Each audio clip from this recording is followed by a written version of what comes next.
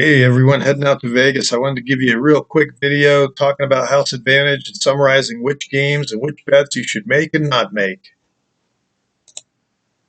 House Advantage you should think about as a mathematical advantage. It's based on the rules of play, pay tables, and the strategy that you adopt. The way to think about it is it's a price to play casino games. For example, a 10% House Advantage means that on average, it costs you 10% of your wager to play each game.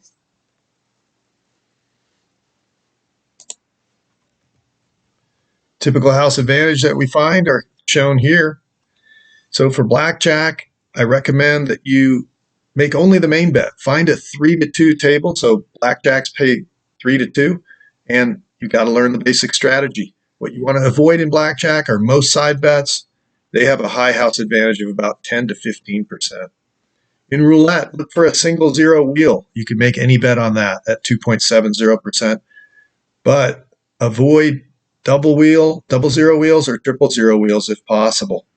Craps, you only want to make a couple of bets. You can make a pass line bet. You can make a come bet. Each of those are 1.4%. You can take odds on those that have no house advantage. But avoid the bets the stick man is trying to push you towards on the interior. That's like any 7, over under 7, the horn bet, hard ways. Those have a high house advantage. In Bach, you want to stick to the bets known as player and banker. They only have about a 1.1% house advantage. Avoid the tie bet and avoid most side bets on Bach because they have a high house advantage. Specialty pokers, and there's a bunch of those. You've got to learn the basic strategy to play the game well. Try to stick with the main bet and any follow-up bets you need to make there. Avoid side bets, some of which have a higher house advantage. In Keno, only play video slot Keno. Avoid live Keno, which has a very high house advantage.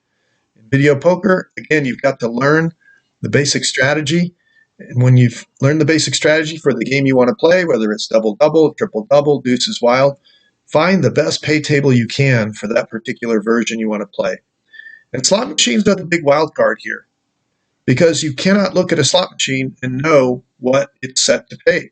So I would tend to recommend that you avoid the branded slot machines. Branded slot machines such as Yahtzee or Battleship or Wheel of Fortune or Monopoly, some of which I have developed. Those games will tend to have a higher price. And the way to think about that is if you buy a white t-shirt, it might be $6. If you buy a white t-shirt with the Nike swoosh, just that little swoosh, it'll now be $10 or $12. There's a higher price associated with branding. I hope this is helpful. If you like this video, please consider subscribing. Talk soon.